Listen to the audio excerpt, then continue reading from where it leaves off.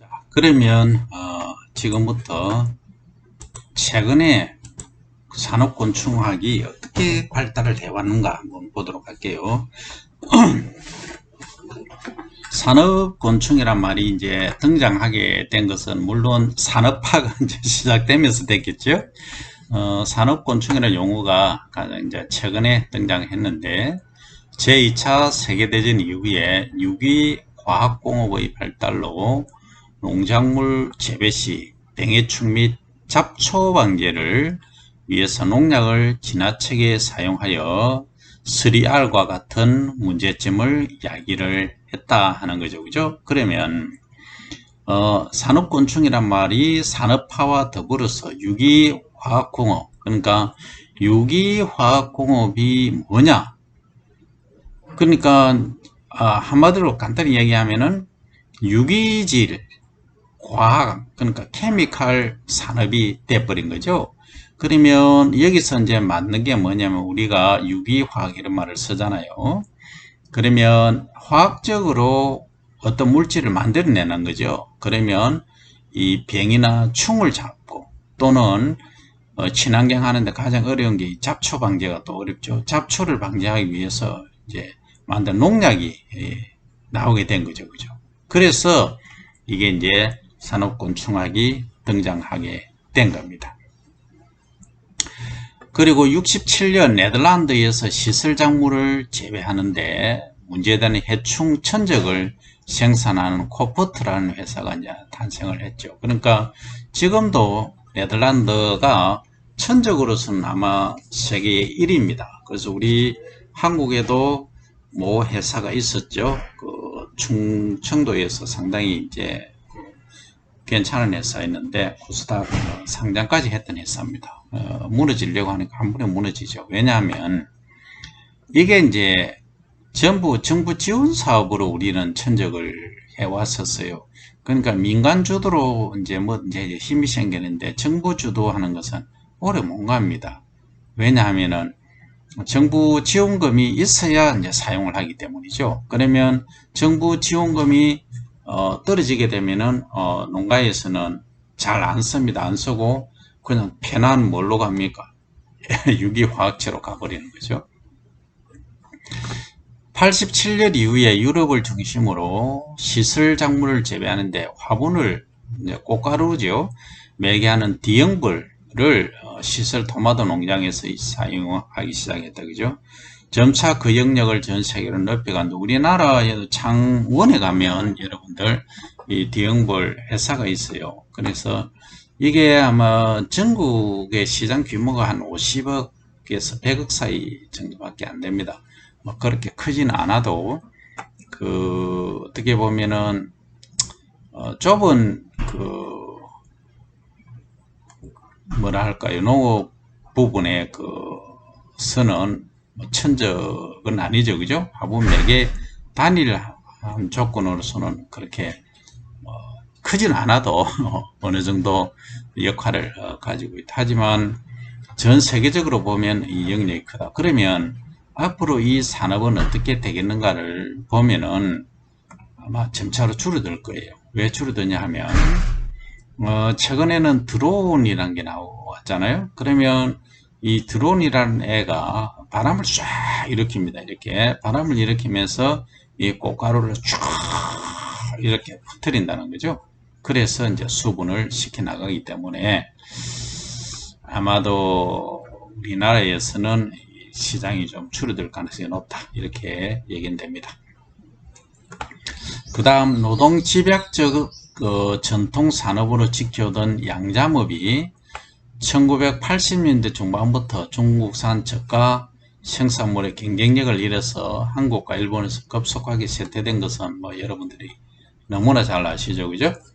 90년대 초반 세계 생물 다양성이 협약이 있었습니다. 그러니까 이때 90년대에 많은 일이 있었어요. 무슨 얘기냐면 우리가 우루과이 라운드 협상이 1992년에 있었죠. 그래서 한번 4년까지 이야기가 됐었잖아요. 그래서 1990년대 초 중반에는 UR 협상, 그러니까 우루과이 라운드죠. 어떻게 보면은 자유무역 협정입니다.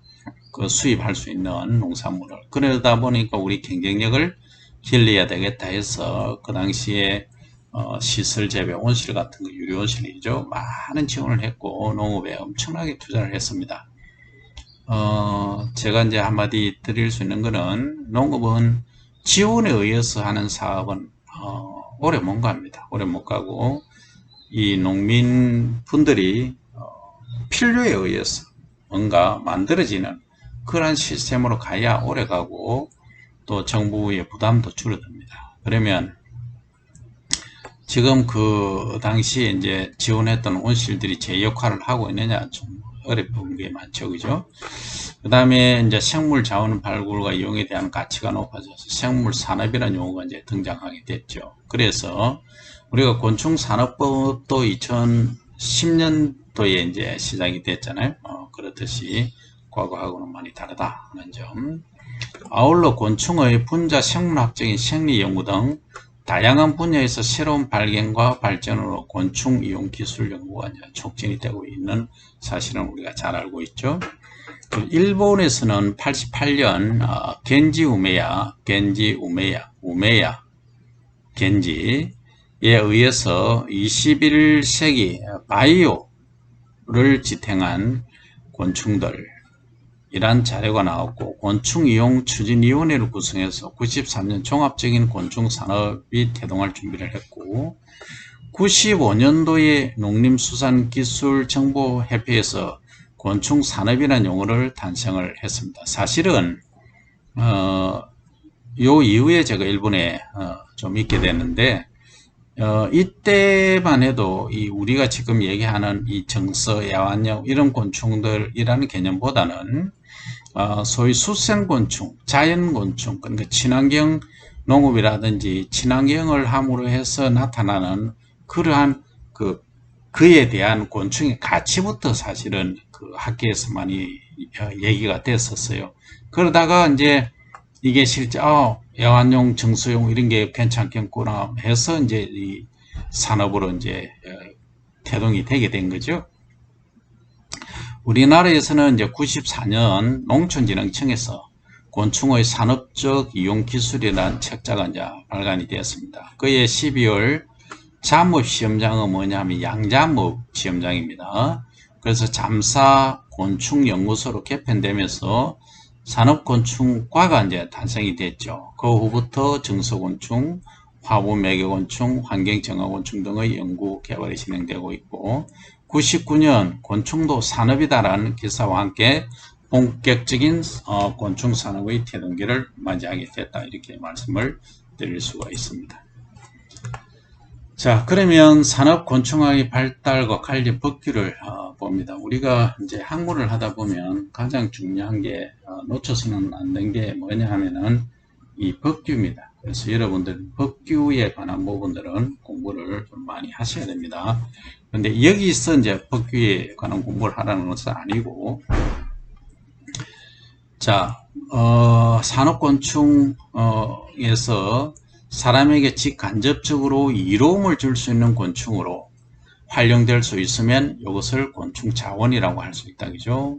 이들의 가치면에서 보면 많은 곤충이 생태계 내에서 다양한 환경 서비스를 제공한다. 인간의 생활 환경과 생활과 환경을 유지시키는 데 도움을 주죠. 예컨대 생태계 생산성, 수질 및 토양 보호, 기후 조절, 폐기물 처리, 생물 종과의 관계, 여가 생활과 관광, 교육 및 과학적 가치, 환경 지표 등에서 보이지 않게 작용해왔다. 그죠? 일일이 하나하나 열거를 할 수 없지만 이러한 역할들을 하는 것은 여러분들을 알고 있을 거예요. 예컨대 하나만 얘기할까요? 폐기물 처리, 예를 들어서 이것도 폐기물이 있다. 그러면 이것을 누가 처리를 합니까? 1차적으로는 소동물이 합니다. 그 다음에 2차적으로는 미생물이 하죠. 그죠? 그래서 이걸 처리하는데 비닐류 같은 거는 몇백 년이 지나가도 플라스틱류는 잘 분해가 안 된다. 그죠? 그래서 이런 걸 분해하는 것은 뭐 물리화학적으로 하면 간단하겠지만 또 2차적인 문제를 유발하죠. 그죠? 그럼 곤충을 또 활용을 해서 비닐을 또 에너지화 할 수도 있는 거죠.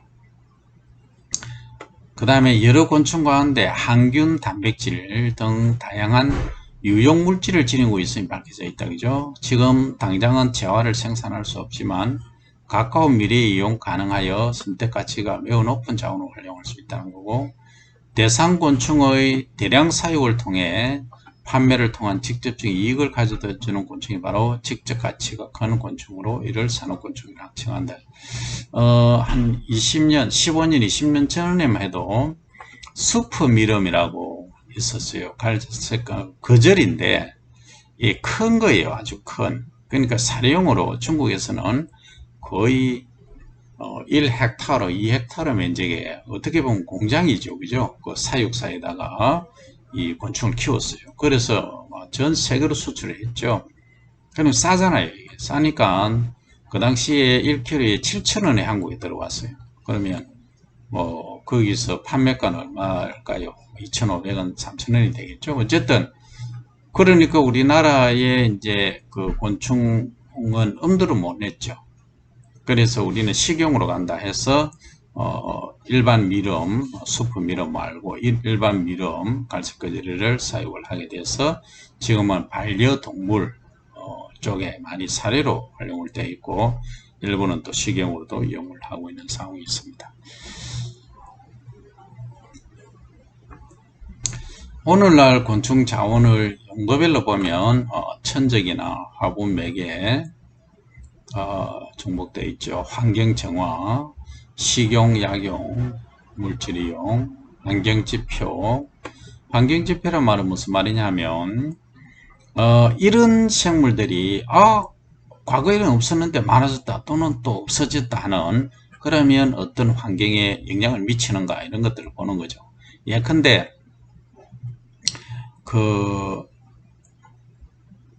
우리 아파트 주변에 보면은 또는 뭐 옛날 집 주변에 보면은 많이 사는 생물들이 많이 있어요. 그런데 어느 날 갑자기 얘들이 보면 막 바깥으로 뛰어나와요.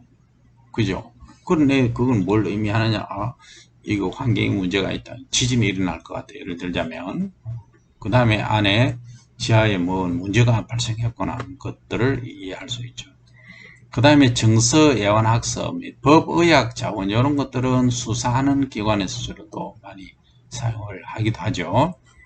자, 그 다음 그 가운데 직접 가치를 생산하는 산업곤충은 주로 천적, 화분 매개, 환경정화, 식용, 약용, 정서, 애완곤충에 속하는 극히 일부 종에 불과합니다. 그 이유는 산업곤충으로 유망한 곤충이라 할지라도 대량 사육 기술이 개발되고 유통과 소비의 최적의 형태를 갖출 수 있도록 적절한 생산과 소비 및 관리 기술이 개발돼야 합니다. 그래 제일 중요한 것은 저는 이렇게 단언을 합니다. 이 기술 개발은 3이고 유통 소비가 7이다 이렇게 이야기를 합니다. 그 정도로 이 마케팅이 어렵습니다. 예컨대 국내에서 95년까지 산업곤충이 거의 없었는데 오늘날 인터넷 등에서 거래되거나 산업적으로 유용하게 취급되는 곤충 종류가 약 한 150종에 이르고 있습니다. 그래서 이제 이를 분류하면 이렇게 지난 시간에 했죠, 그죠? 그래서 더 이제 조금 자세히 보면 천적 자원 곤충은 포식성, 기색성 및 병원성 곤충을 말한다. 근데 광해의 재배로 재배지 및 기타의 장소에서 유해 잡초를 방지하는 데 이용되는 것을 잡초를 방지하는 곤충도 여기에 포함되어 있다. 이게 가장 간단한 게 왕우렁이죠. 식용 우렁이 있잖아요. 우렁인데 왕우렁이 전보다니시라고도 하죠. 그죠? 얘는 이제 벼를 재배하는데 왕우렁이를 투입하면은 잡초가 거의 없죠. 그죠? 근데 잘못 관리하면 벼도 다 뜯어먹을 수 있어요. 주의를 요합니다. 어쨌든 그렇다. 그 다음 화분 매개 자원곤충은 아까 설명한 대로 D형벌이 대부분이다. 그죠? 그리고 또 가위벌, 뭐 이런 꿀벌 등 이런 애들도 사실은 있죠. 이게는 D형벌이 가장 많이 팔리고 있죠. 그 다음 환경정화 자원곤충은 자원 및 인공 환경의 부식된 동식물 조직을 분해해서 주변의 환경을 정화한다 하는 거. 목장에 소똥이라고 하죠. 우분을 제거하는 뿔 소똥구리, 옛날에는 뿔 안 가고 그냥 소똥구리 이렇게 우리가 어릴 때 얘기를 했었는데 이게 한 마리에 몇십만 원 합니다. 요즘 없어요. 천연기념물이 될 거예요. 그만큼 구하기 어렵다. 그러면 나는 소똥구리 키우는데 재질이 있다. 어디서 나는 구했다 하면은 이걸 이제 활용을 하면은 괜찮겠죠, 그죠? 그 다음에 식용자원곤충은 아까 이제 얘기를 했지만 인간의 음식 또는 우리가 기르고 있는 가축이나 애완동물의 먹이로서 제공되는 곤충을 식용자원곤충이라고, 최근 왕귀뚜라미 등을 동물 사례로 개발을 하고 있어요. 이미 뭐 귀뚜라미하고 많이 되어 있습니다.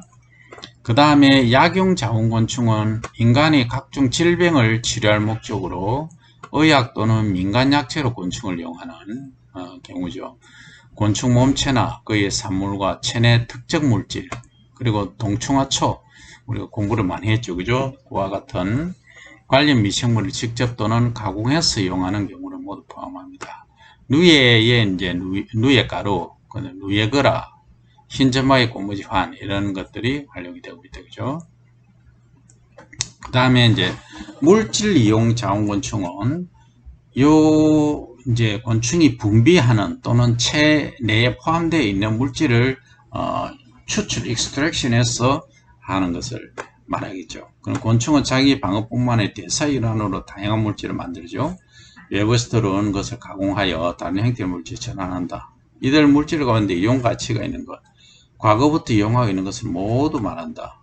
벌꿀이나 프로폴리스 이런 것들이 포함되는데, 이 외에도 자, 식물을 예를 들면 왜 산삼이 가치가 높고 비싸게 팔릴까 라고 생각하면 여러분도 한번 생각해 보세요. 왜 그럴까? 자, 1분간 기회를 드릴게요. 생각해 보세요. 왜 그럴까?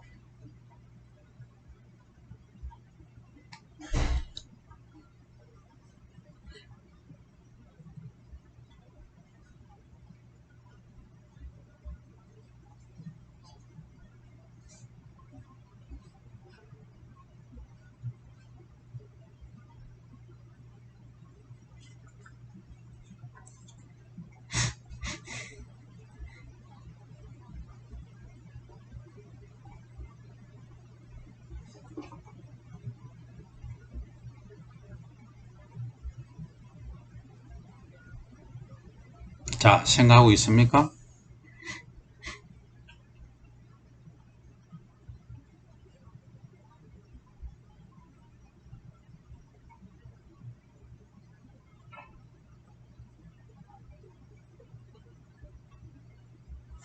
그래서 이 곤충에 있어서는 여러분들 답은 여러분들 스스로 다 구하셨을 걸로 보죠. 이제 시간이 1분 지났으니까 그 환경 특정 물질을 이제 이용하는데 산삼 같은 경우에는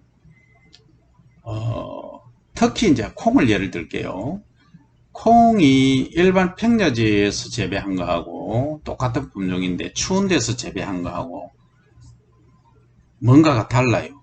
뭐가 다르냐? 성분이 다르다. 소위 아이소프라본 함량이 다르다는 거죠.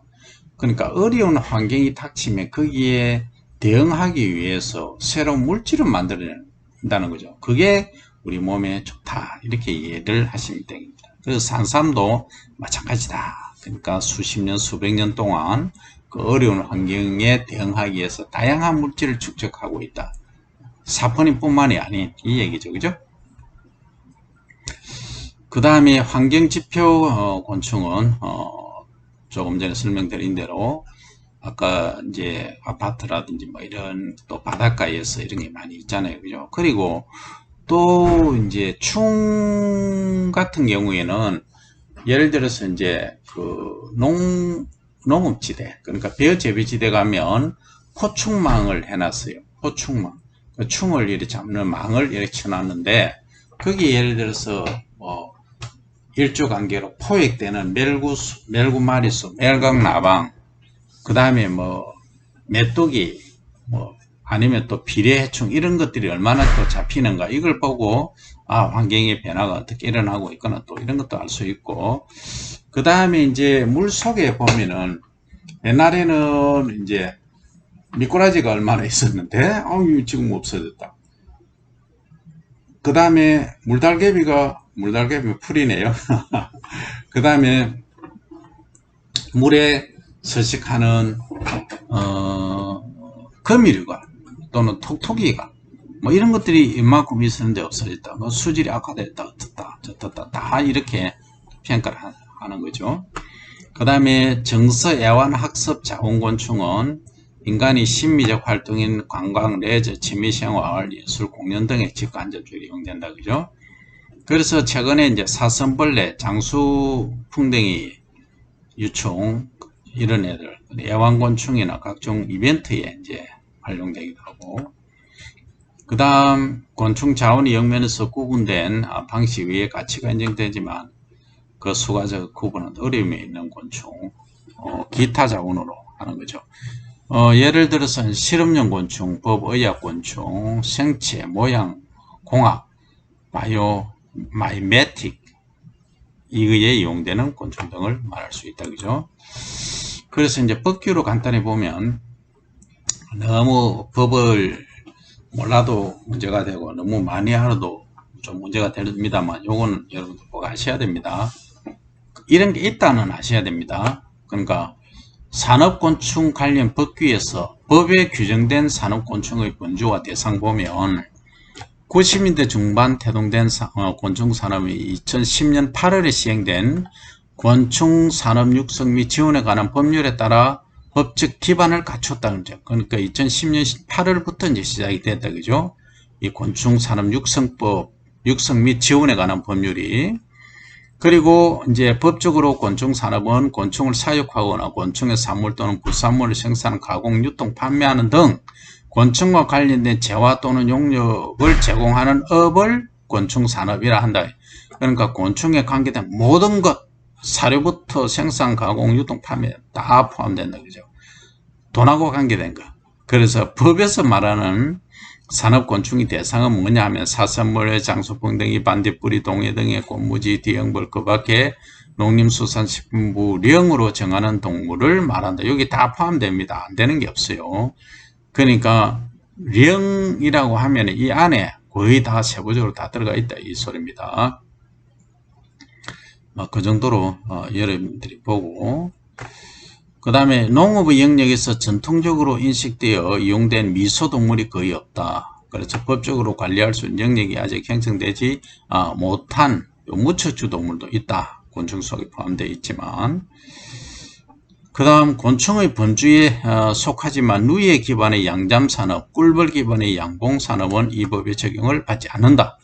이는 곤충산업보다 오래된 정통산업으로서 각기 다른 법률의 지원을 받는다는 게 이게 다릅니다. 그러니까 곤충산업은 곤충산업법을 적용을 받고 여기에 이제 속하지만 누이하고 꿀벌 이런 애들은 여기에 포함이 안 된다. 그죠?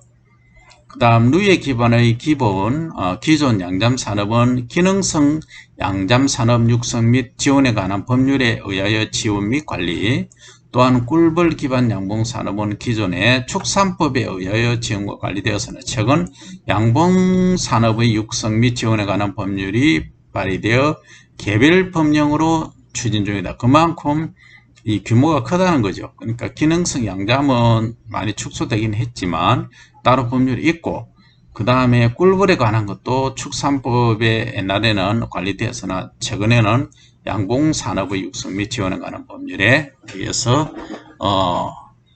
통제를 받고 있다. 법규를 적용하고 있다. 이렇게 이해를 하시면 되겠습니다. 이번 시간 여기까지 하고 다음 시간에 뵐게요.